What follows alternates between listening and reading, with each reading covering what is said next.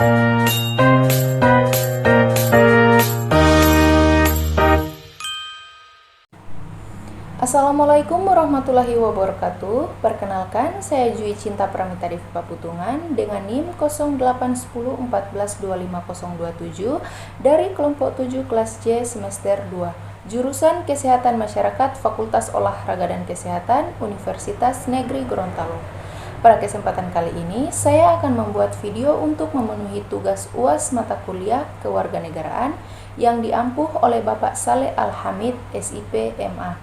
Dengan topik bahasan pada bab 7 tentang bagaimana dinamika historis konstitusional, sosial politik, kultural, serta konteks kontemporer penegakan hukum yang berkeadilan. A few moments later. Baik, subpokok yang pertama yaitu menelusuri konsep dan urgensi penegakan hukum yang berkeadilan. Penegakan hukum yang berkeadilan merupakan proses pelaksanaan aturan hukum secara adil, jujur, dan tidak memihak sehingga mampu melindungi hak setiap warga negara. Penegakan hukum tidak hanya berfokus pada penerapan peraturan secara kaku, tetapi juga mempertimbangkan nilai keadilan, kemanusiaan, kepastian hukum. Dalam kehidupan berbangsa dan bernegara, penegakan hukum sangat penting karena menjadi dasar tercapainya ketertiban, keamanan, dan perlindungan hak asasi manusia. Tanpa adanya penegakan hukum yang adil, masyarakat dapat kehilangan kepercayaan terhadap pemerintah dan lembaga hukum.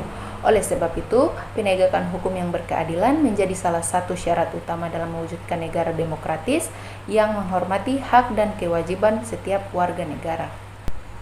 Selanjutnya, subpokok yang kedua yaitu bagian B, menanya alasan mengapa diperlukan penegakan hukum yang berkeadilan. Penegakan hukum yang berkeadilan diperlukan karena dalam kehidupan masyarakat sering terjadi pelanggaran hukum, ketidakadilan, penyalahgunaan kekuasaan, dan perlakuan yang tidak sama di depan hukum. Hukum yang ditegakkan secara adil dapat menciptakan rasa aman dan kepercayaan masyarakat terhadap negara. Selain itu, penegakan hukum yang berkeadilan juga diperlukan untuk melindungi hak-hak masyarakat kecil agar tidak tertindas oleh pihak yang memiliki kekuasaan atau kekuatan ekonomi. Jika hukum ditegakkan secara pilih kasih, maka akan muncul konflik sosial, ketidakpuasan masyarakat, atau lemahnya wibawa negara. Oleh karena itu, setiap aparat penegakan hukum harus bekerja secara profesional, jujur, dan berlandasan nilai keadilan agar hukum benar-benar menjadi alat untuk menciptakan. Kemudian subpokok yang ketiga bagian C, menggali sumber historis, sosiologis, dan politis tentang penegakan hukum yang berkeadilan di Indonesia. Penegakan hukum yang berkeadilan di Indonesia dipengaruhi oleh sejarah, kondisi masyarakat, dan keadilan politik. Secara historis, pada masa penjajahan hukum lebih digunakan untuk kepentingan penjajah, sehingga rakyat belum mendapatkan keadilan.